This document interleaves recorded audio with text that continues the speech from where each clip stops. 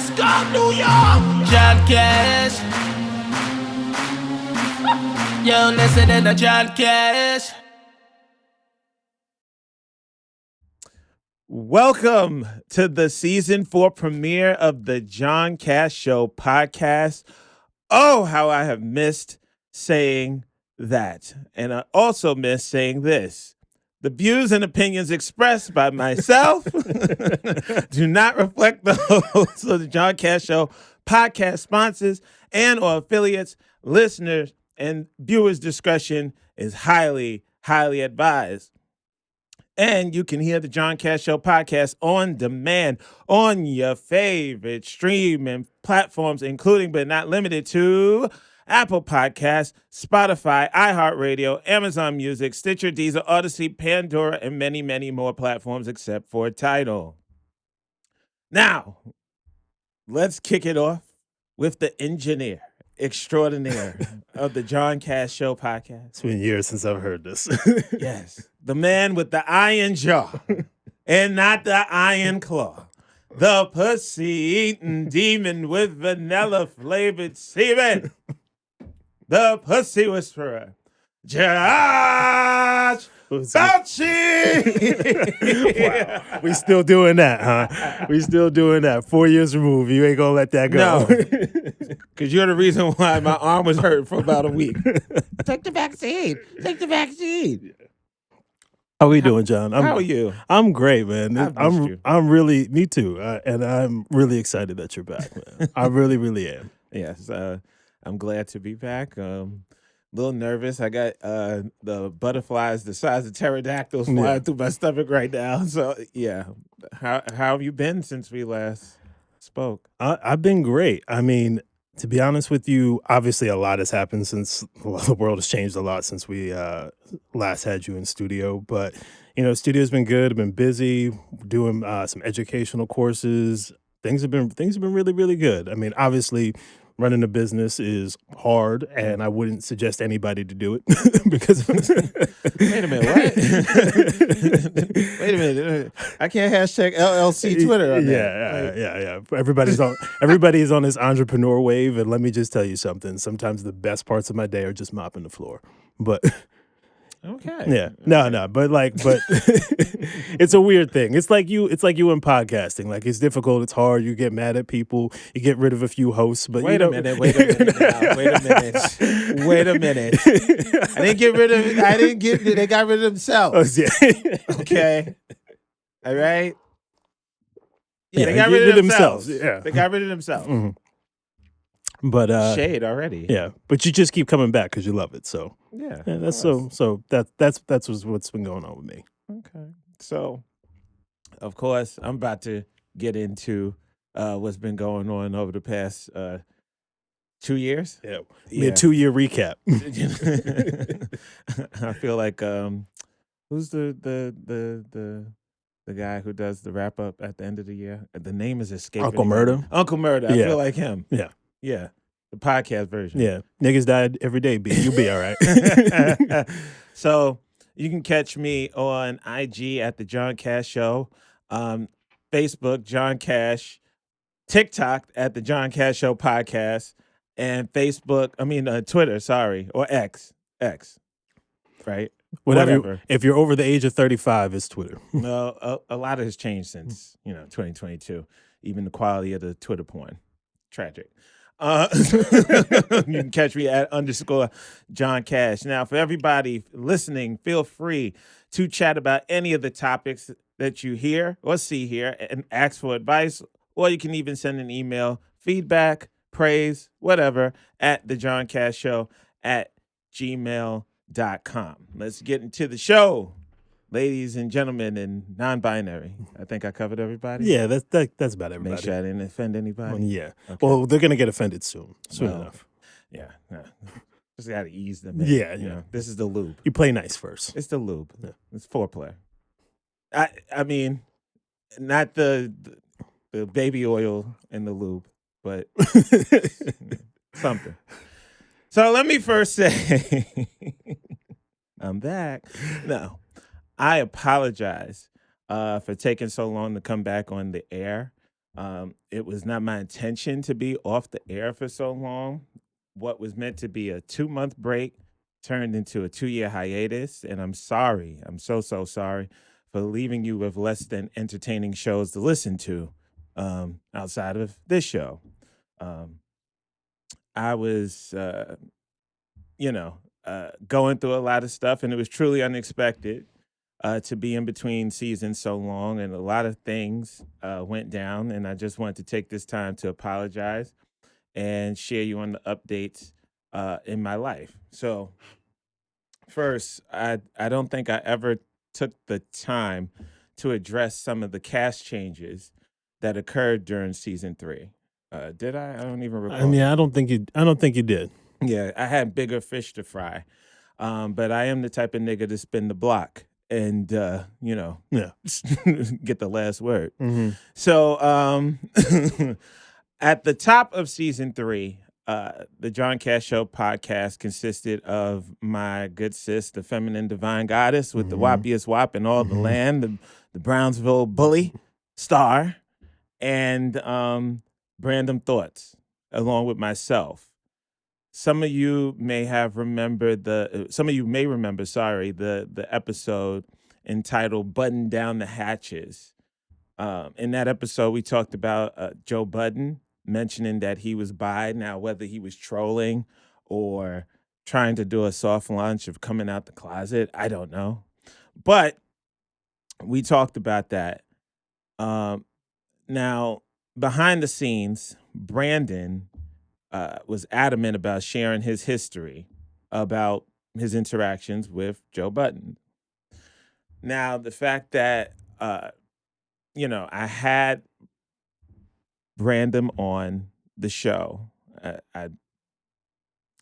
I looked at him as a brother, as a friend, and I didn't want him to be uncomfortable regarding sharing that because that's a personal situation. And we had quite a few conversations, Star, him and I, whether he wanted to share the story. We also had conversation before beginning that taping, whether he wanted to share that story, and he was very adamant about sharing that story. Now, behind the scenes, Brandon used to work at Hot 97. So he was there at the time that Joe Budden was there. Allegedly, I don't know. I'm not in charge of ADP. I'm not in charge of payroll. I don't know who was there, who was not there. I wasn't there. Okay.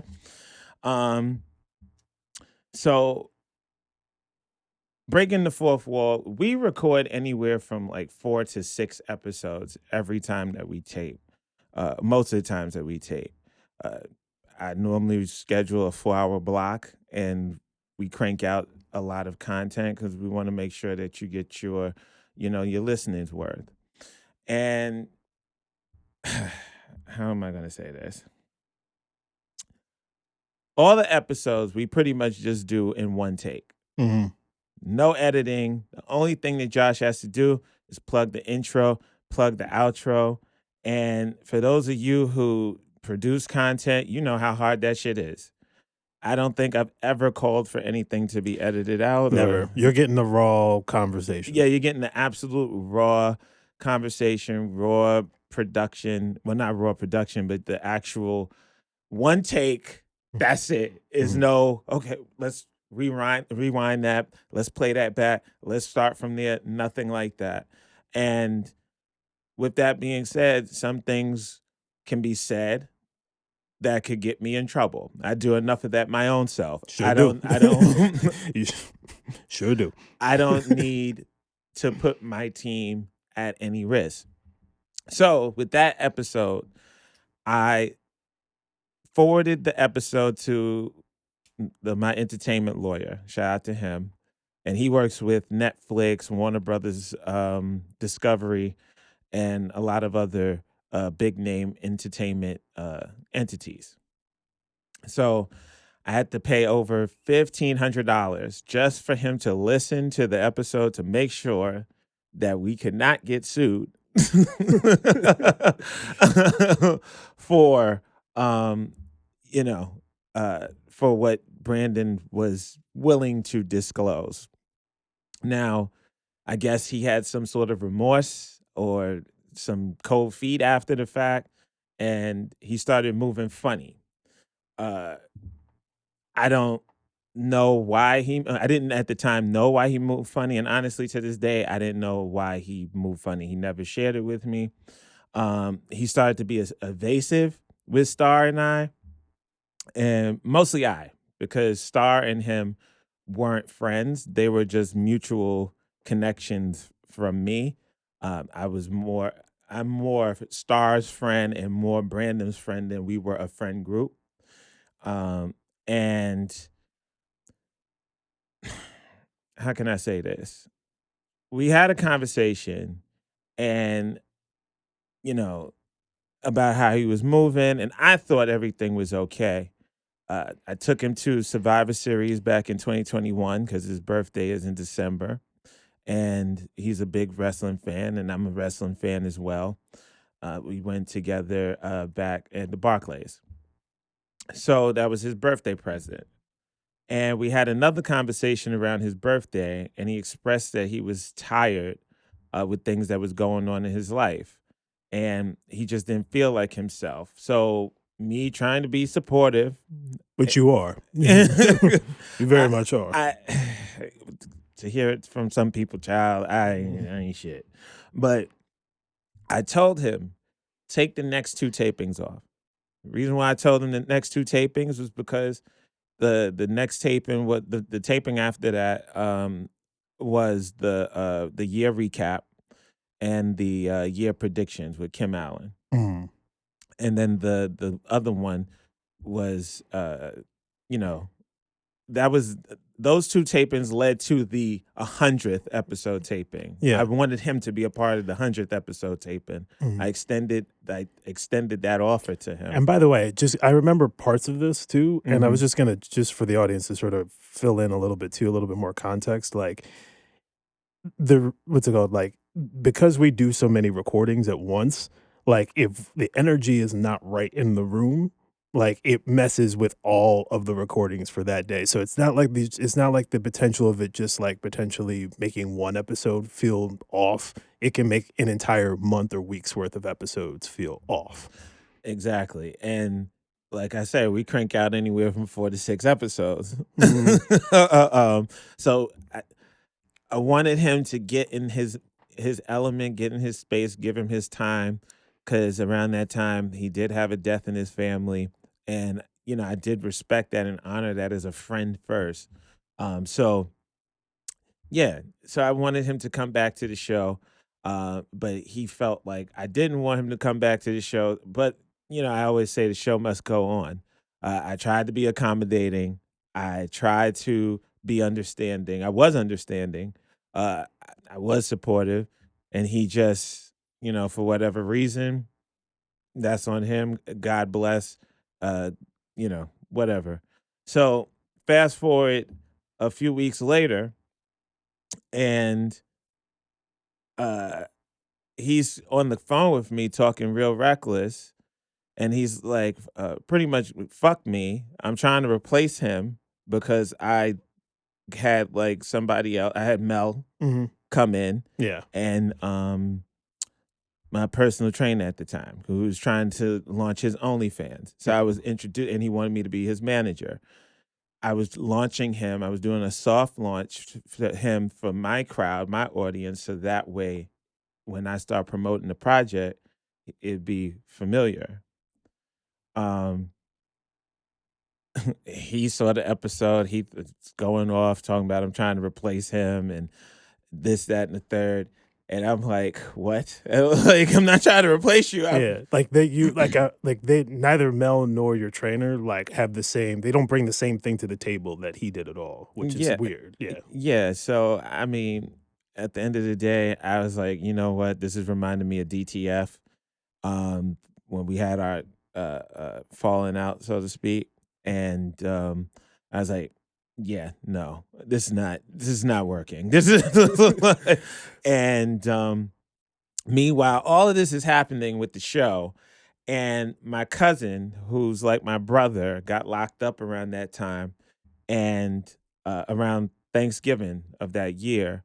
And I had to put over $6,500 towards his bail and also borrow another 7,500 plus from my 403b for the retaining of his lawyer.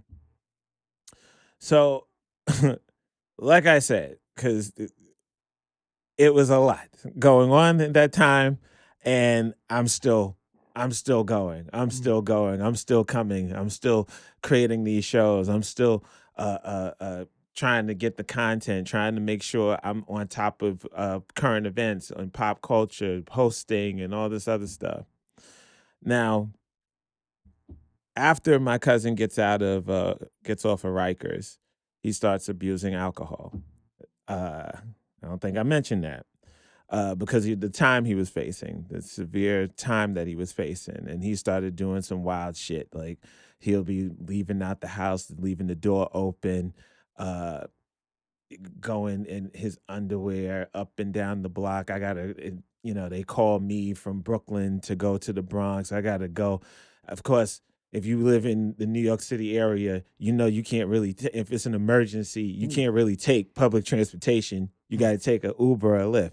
So here we're talking about another $50, $60, $70 and you'll be twice a week. And you'll be lucky to get there in time anyway. Like twice a week. So now we adding on to that.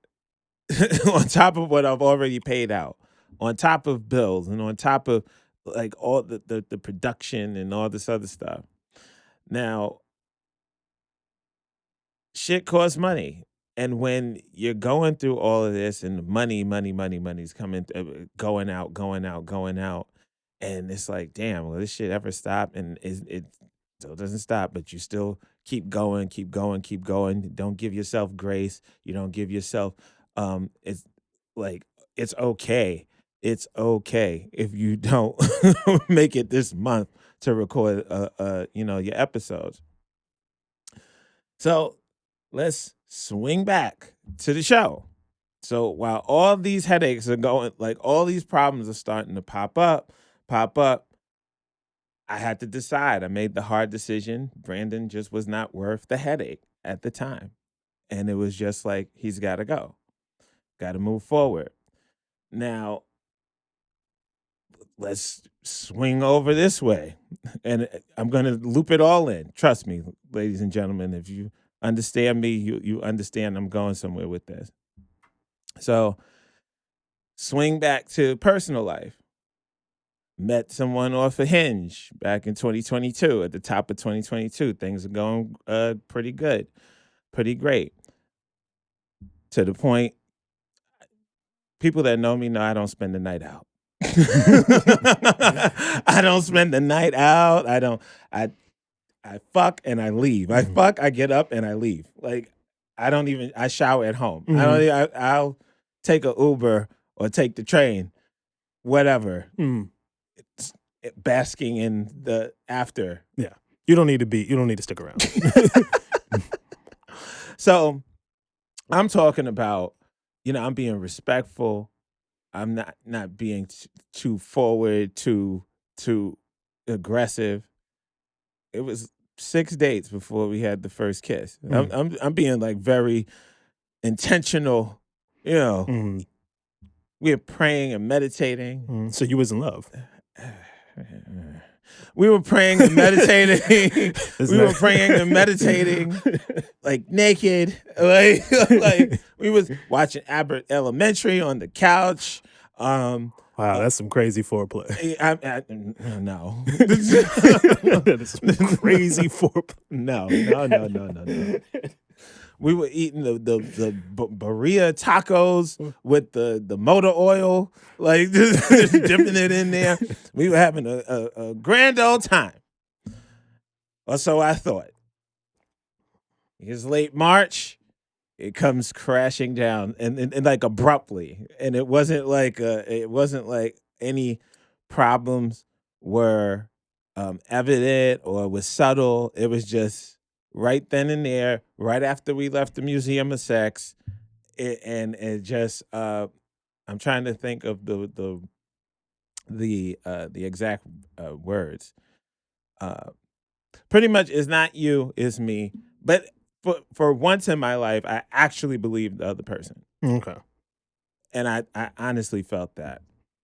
So, um,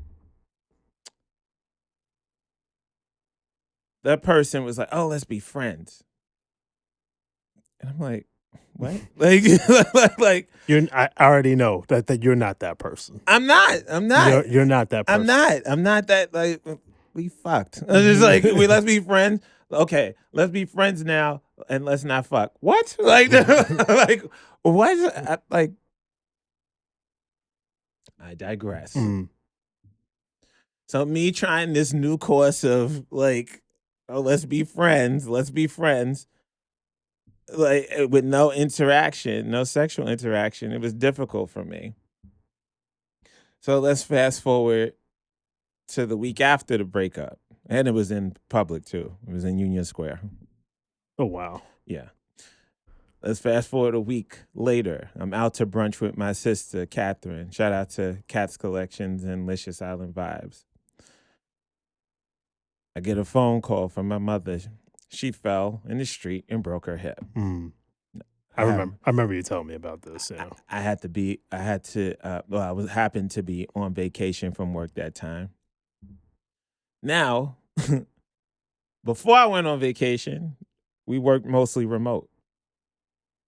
I called my supervisor to let her know what happened because she's very supportive. Shout out to Ty. I love her. I call her every week. Do check-ins, even though I no longer work there. We actually go out to have lunch and brunch a couple times, a quarter. And at that time, she had to inform me so that way I was prepared that we were changing from fully remote to being completely on site 5 days a week. Oof. So now it's like, fuck, I don't have any time. Mm. And my schedule at the time was 8:30 to 5. Now I have to shift it from 8:30 to 5 to 7 to 3:30 so that way I could get back to Brooklyn in time before visiting hours are done. Plus I got to fill out the FMLA paperwork. That's another thing. Mm. So while all of this is going on, now I have to wake up at 3 o'clock in the morning to leave out of my house by 4:45 to get up to the Bronx by 7. And you know the trains run stupid at that time, so Oh, you yeah. got to leave a little bit earlier to Oh, give yeah, yourself yeah, some yeah. time.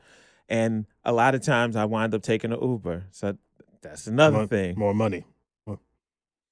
So all of this is going on. Plus, I have to go to the hospital every single solitary day just so they could, because when they see the person has somebody, they're going to more likely treat them better. So now I have that pressure. Oh, by the way, I forget, as I get home from coming from the hospital when my mother first got there, I get a phone call. My cousin's bail has been remanded, and he has a court date on April 19th, and that's when he's expected of 2022, and that's when he is expected to be taken into custody. And I'm like, what the fuck did I pay the bail money for? But since it was the OK Corral out here, Eric Adams said that anybody that has a gun charge, they had to be automatically remanded. Yep. Yeah. So my mother transfers to the nursing home like the latter end of April. I get a phone call one Sunday, I want to say April 30th or May 1st, from my aunt, JR, which is my cousin. JR was found unresponsive, and they had to transport him to Elmhurst Hospital.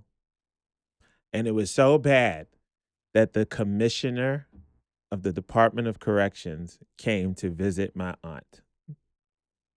He was in that bad of a condition. and she said that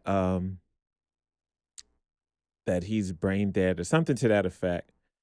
And all I could do was just hang up the phone, and the first person I called was Kelly, and she just said hello, and I just screamed as loud as I could and cried. By the way, who's Kelly? Can you? Kelly's my- my best friend, my BFF, my bitch, Mhm. my ride or die.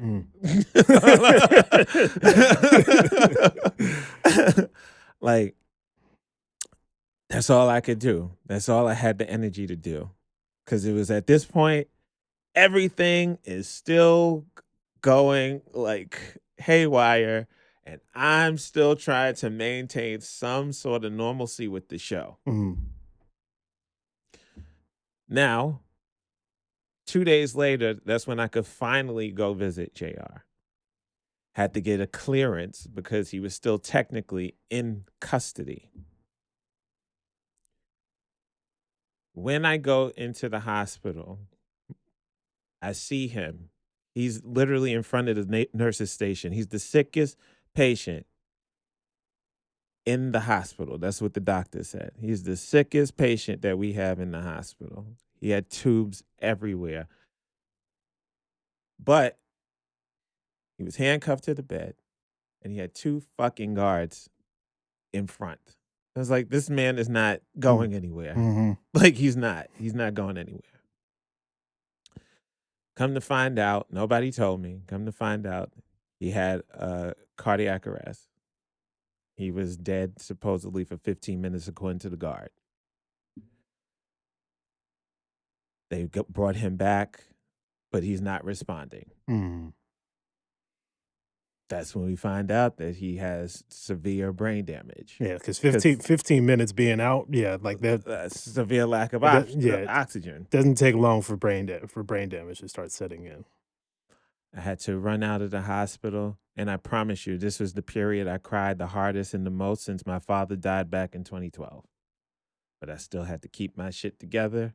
I mean, there were times I randomly broke down on air, and I had to run out of the studio, and I was like, fuck, I hate that shit. But it was a lot. It was a lot, and I was still trying to keep some sort of, I don't want to say a front, but I got this. Everything's okay, even though everything is like going crazy. Yeah. And I don't want to go recap too much of all the stories and stuff like that. But I missed, even though I wasn't on the air, I missed you guys. Y'all are my therapy. Y'all are my family. The fact that when I see y'all in the street, some of y'all in the street, and they're like, when are you gonna come back on air? When's the next episode? When's the new episode? And I appreciated it. It felt like you really miss me, you really love me, but it also gave me anxiety. It did. And I know it wasn't intentional. I don't want to say it was on purpose because I don't think it was, but I know it wasn't. But it gave me anxiety because I'm like, shit, I need to be on air. I'm losing traction. I'm losing this. I'm losing that. And I'm not looking at sit your ass down. It's going to be okay. I appreciate all the DMs. Like, I miss your show. I listened to an old episode. It made me laugh. It made me get through a rough time. I appreciate all of that. So all of this is going on. I eventually go on FMLA. I have to go I had to shit, what's it called? Well, I was out of work on FMLA. It didn't come directly from the job, it came from a provider. So that provider does not give direct deposit.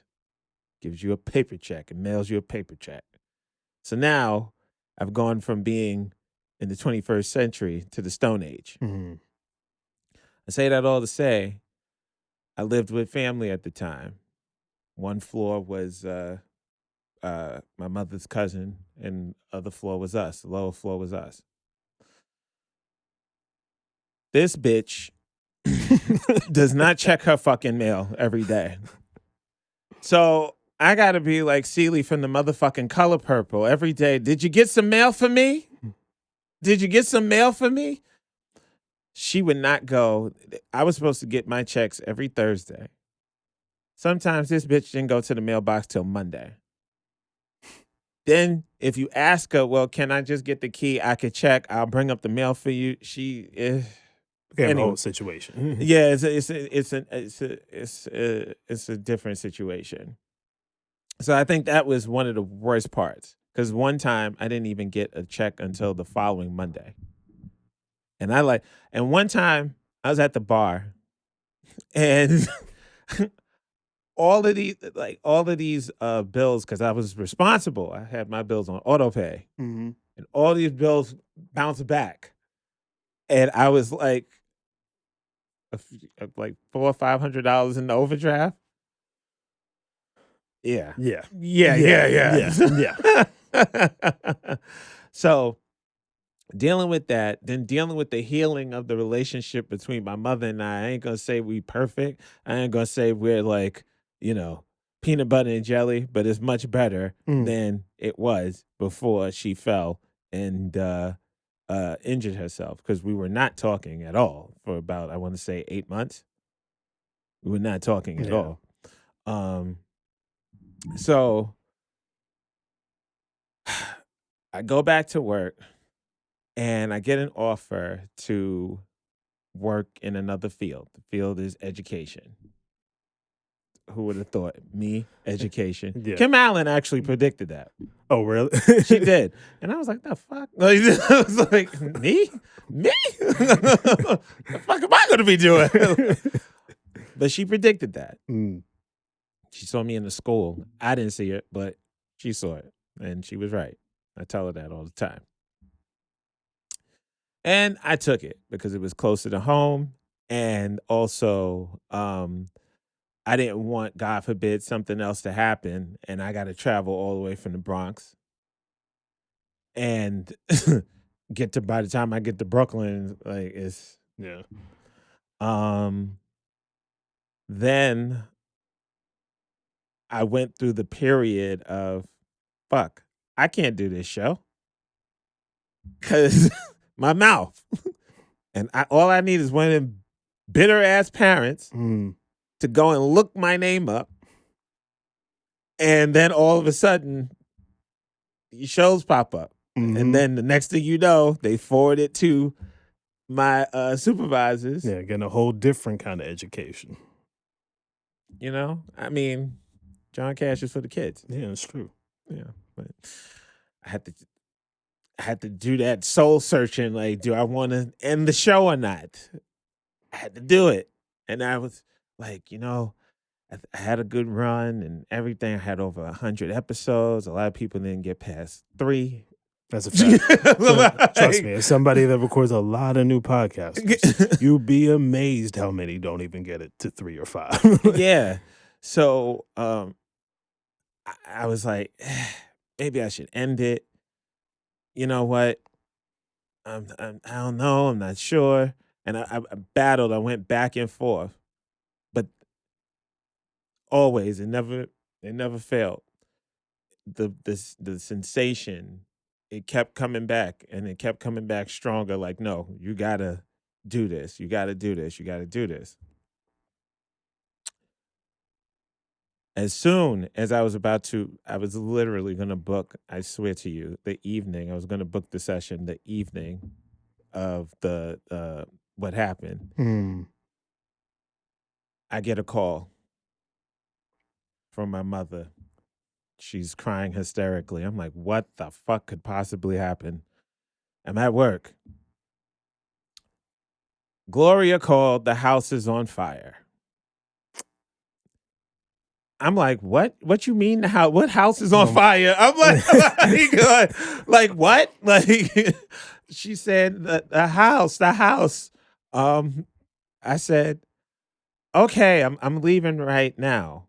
I left work, and I was so frantic because my life was in that house in terms of my external hard drive Yeah. and my laptop with all of like the shows from DTF and the previous recordings before, like from 2019 when we first started recording here.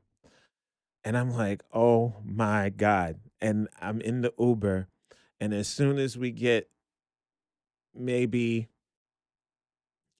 the Uber picked me up, I think like 2 blocks away from where the Uber picked me up, I felt such a calm Mhm. come over me. I said, everything gonna be okay. I walked in there. Thank God. My room was the only room that really was not affected by the fire. Outside of the window being knocked out the frame. Thank you, FDNY. Mhm. But like the fuck? They come through like gangbusters when it comes to that And shit. stepped all on my fucking dirty clothes. I'm like, y'all should clean this shit. You fucking heavy ass work boots got black marks and shit on my shit. Yeah. I literally was gonna come home, take my clothes to the laundry, and then book the session to come back. Maybe either that weekend or the weekend after. Yeah.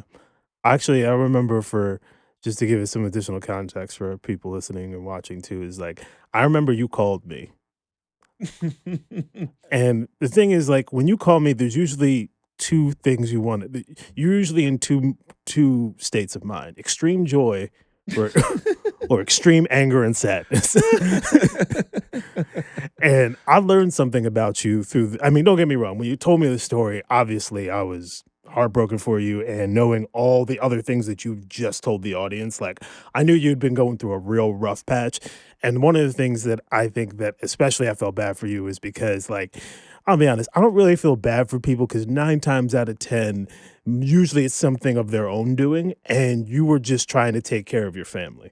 Like, like you were just trying to take care of people around you. And mind you, you were also trying to take care of people around you who weren't necessarily, without going into all the details, treating you exactly the way that I feel that you probably deserve to be treated. And you were still taking care of them. So just to give people extra context out there. But I remember I was getting ready. I was with wifey, actually. I was on an express bus downtown. We were getting ready to have a date, which is like our first date in I don't know how. You have those? I know, exactly. Exactly. We were getting ready to have a date. I don't know why she still is with me. But I know why. yeah. I enjoy. We'll go. We've established that. But you called me on that bus ride, and I just remembered the tone of your voice, and I just remember feeling really like, damn, like this guy really can't catch a break. But there's one other feeling to lighten this up a little bit that came over me. And I was like, wow, this dude, had a fire happen at his residence. Obviously he's happy that nobody got hurt. Everybody was fine. But the thing he really, really couldn't, that he talked about the most was his damn laptop and hard drive, and how he was so distraught about the idea of losing his podcast episodes. And for those of you that are tuning in, that is what he talked about the most. And in that moment, I knew that, wow, John's kind of sick, but also, John really loves this shit. Yes. And needs to do this. Yes. And regardless of how, I didn't know how or when you were going to come back, but I knew at that point in time, oh, John's coming back. Yes. He doesn't know it yet, but John's coming back, because anybody that goes through something that he just went through, and he's going to talk to me that long about his podcast files. I was going to see if you had backup. Yeah. And I was just thinking about all people that don't create podcasts or content you don't understand. When you dedicate a significant portion of your life, when you have made so many sacrifices. There was a time when I used to do Saturday morning shows from 9 a.m. to 11 a.m. live. Whether it was 6 people listening or 600 people listening, I was still there. That meant I sacrificed my Friday night because I couldn't go out. And that I sacrifice a lot of my personal like time to run errands on Saturdays. Mhm. So when I just thought about all of that, all the hard work, like just everything, even the outlines, even the graphic designs and stuff like that I had put on the hard drive, and It's running a business. yeah, it's It's- like, oh my God. Like but once I saw my room was completely, it was just smoke, I was like, okay, um, this is fine. Mhm. And I had to get a kick out of it. And I know you'll find this funny, and I know some of the audience will find this funny. At the end of the day got to end, like Glorilla said. But the day that the fire happened and the Salvation Army put me in this hotel, it was a hoe hotel. Don't ask me how I know it was a hoe hotel, but a hoe knows what a hoe hotel is. And, well, I can tell you how. Went to the store, grabbed something to eat. I normally grab Twin Snakes or gummy bears whenever I'm stressed. So I went to the store, probably got one of those. And I came back to the hotel. I'm about to say the whole hotel. I came back to the hotel, and there was a gentleman, at least I think it was a gentleman, and a lady. Well, at least I thought it was a lady. It was two people. Okay, I would just say that it was two people, and they were like, "We need a room for 2 hours." I was like, "What the fuck?" I was like, "This is a whole hotel." Mhm. You ain't have to, but yes, but. Like I said, I had to get on air, and I could not do just jump in and not tell you why it wasn't anything for like 2 years. And I also had to apologize to you guys because I took a listen to some of these podcasts. They suck. Like, I don't know how y'all do this. I mean, quite frankly, I only really listen to mine. Like, I don't know how you do this shit. I don't. It's like, wow, that's what podcast is all about now? People got to start somewhere, John. People got to start somewhere. I'm concerned. Anyway, get a session, a coaching session by Josh here at the Brooklyn Podcast Studio. I'll help you out. I'll Yeah. take care of you. Yeah, cheap plug. But yeah, I thank you, and I hope to God I never have another hiatus like that ever again until I'm retired or dead, whatever happens first.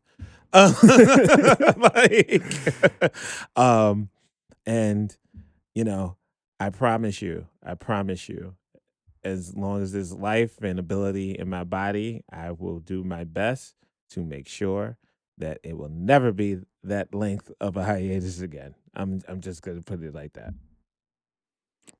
Well, we're glad to have you back. And I'm glad to be back, goddammit. So I know some of you want to hear my opinions about some of the shit that's gone down since we last recorded in 2022 to the present day, October 2024. Ooh, damn, that was Quite some time. oof. Quite a few things happen. When you say it out loud, Yeah. like the gravity weighs on you. That's half of a presidential term. So I promise you, the next episode we're gonna go over some of the major. I can't do all of them. I'm not gonna do all of them. We're gonna do some of them, and that's it. Any final thoughts? We'll see you in the next episode. Yeah, we'll see you in the next episode. And as I always like to say, wait a minute, let me pull this up because I haven't said it in a while. So almost forgot it. Stay away from negative people because more than likely they have negative bank accounts. And we out. Let's go, New York! John Cash. Yo, listen to John Cash.